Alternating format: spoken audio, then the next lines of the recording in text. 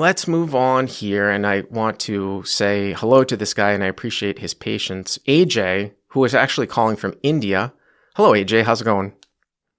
Hey bro, good morning. I hope you're doing fine. Yes, and I know it is what, like 3:30 in the morning there or something like that? Yeah, I had to specifically put an alarm to actually wake up for this. Yeah, so this is I guess this is a non-hand call, not dealing with controversy, but just not dealing with a hand. So why don't you tell us about your question? I have a very warm and a welcoming personality, and I'm much loved by everyone around me.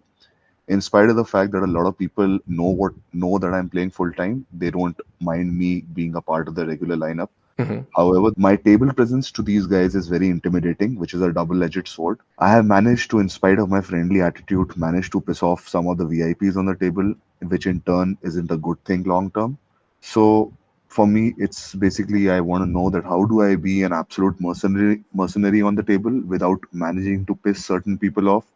Because my attitude is definitely not a problem, but somehow a lot of these guys find my gameplay very offensive and in your face, if you know what I mean.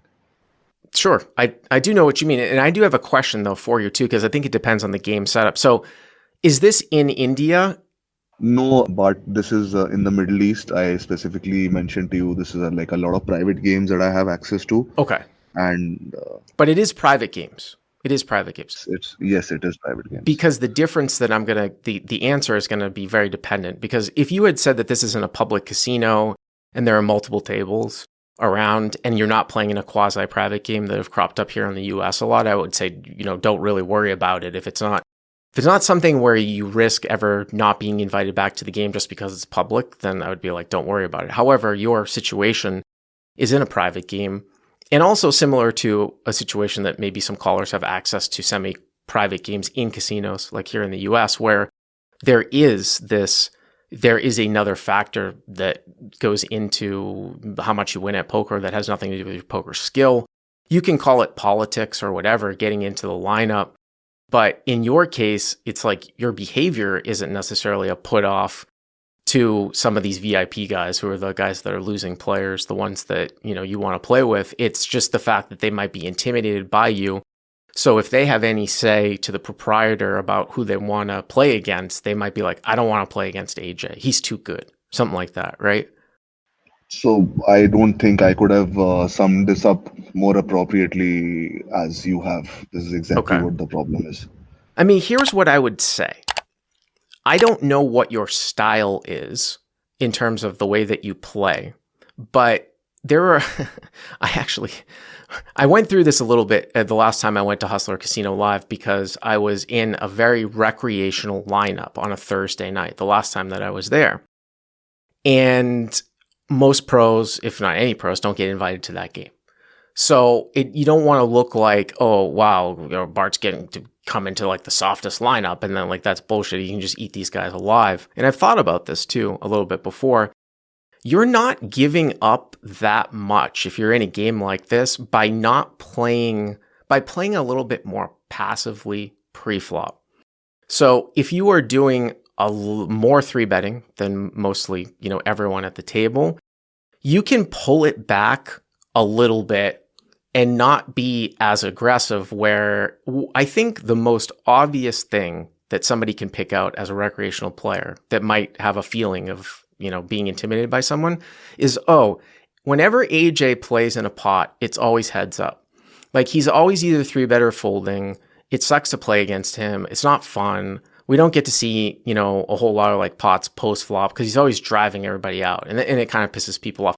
This is why, by the way, a lot of recreational players sort of gravitate to PLO, because there's probably less three betting pre-flop PLO and they just seeing the hands anyways. But even if you're a recreational player, you can't, like, if you call the guy with like four deuce suited, if somebody opened from up front and I want to splash and I played with four deuce suited, and then all of a sudden AJ's three betting behind me, AJ's to my left, and I know he's going to three bet like relentlessly, I'm just going to get eaten alive. I can't call pre-flop with four deuce of spades because there's no way I can win that hand like over the long term, even if you're a recreational player. Because it's not like PLO where you flop a piece of it. I mean, it's hard to flop anything. And if you're playing like these low hands, they suck. So while you do give up some EV by not three betting and getting it heads up in certain situations and not isolating people, the fact that these guys are probably so bad and you have superior post-flop skill lends me, that would be my number one suggestion for anyone that's in a situation like this. Now, do you play aggressively pre-flop? It just increases my win rate, right? Like in a certain spot where I am supposed to like 3-bet with ace jack off, or maybe like king 10 off or king 10 suited, queen jack suited.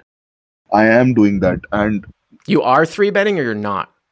I am Okay, 3-betting okay, so there you because go. technically, because this is exactly what I'm supposed to do, right? I'm trying to take these hands post flop to maximum 3 offers total, which is exactly what keeps me winning in these games, right? I'm completely in agreement with you that I could pull back the aggression quotient, but fundamentally I am just like very uncomfortable with doing a lot of things, like so some of these guys, like they randomly start to open, exactly what I'm talking about, that UTG, they will open to 15x 20x of the blinds, and then like sometimes I have a hand like king 8 suited and king 7 suited, and then I'm forced to fold out these hands because I know that fundamentally I'm not making a mistake when I'm folding out these hands. And there'll be certain times when I'll be like pulling the trigger with ace jack off, and so basically, whatever I'm doing, like I might on the outside look like a very friendly person, but theory wise and fundamentally, I know whatever I'm doing is the right thing, which is exactly the way to go forward and push and like, make money. Well, I mean, AJ, it's a simple juxtaposition that you can make, a simple comparison, which is, yeah, you can continue to play that way, which is probably the best way to win the most amount of money. But how does that compare to if you do continue playing that way where you can't play in the game anymore? Like, let's say that your win rate is 30 or 40% higher continuing with your style, right, of play. And then all of a sudden next month, you're never invited back to the game. So now your win rate is 0 because you're not playing in the game. So, I mean, obviously you asked me this question in terms of, long-term longevity and long-term health. That's what that is always my number one thing that I think, and you obviously said that you do that the number one thing that you can pull back is pre-flop aggression. I wouldn't fundamentally change my game besides that all that much. I mean, maybe it's very rare that I get into those situations. The only thing that I can compare it to is like Hustler Casino Live, but I'm never going to not take a value bet at the end because, I'm protecting my brand on Hustler Casino Live anyways.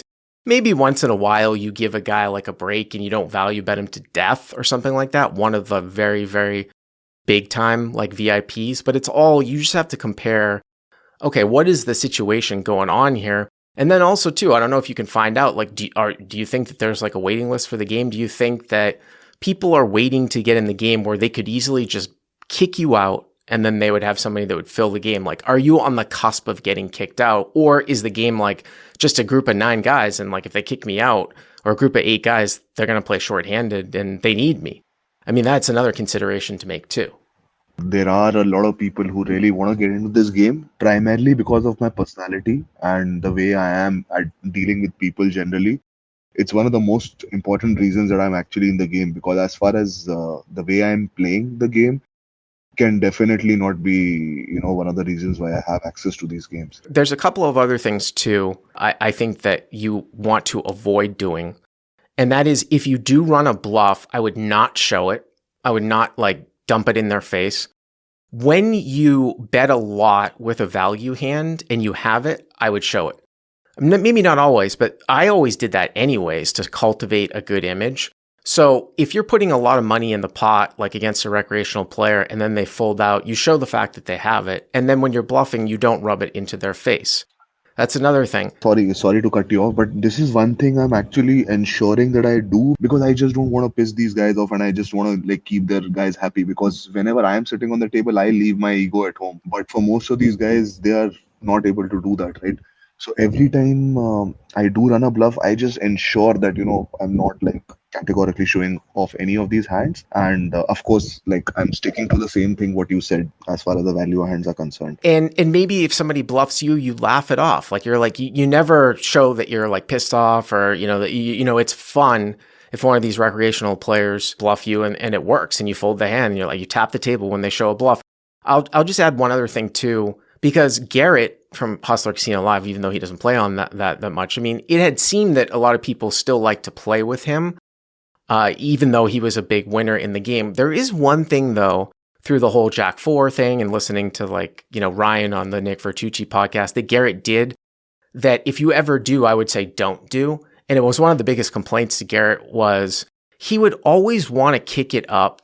He'd always want to push to kick it up. And he'd always want to be like, hey, I'm going to straddle.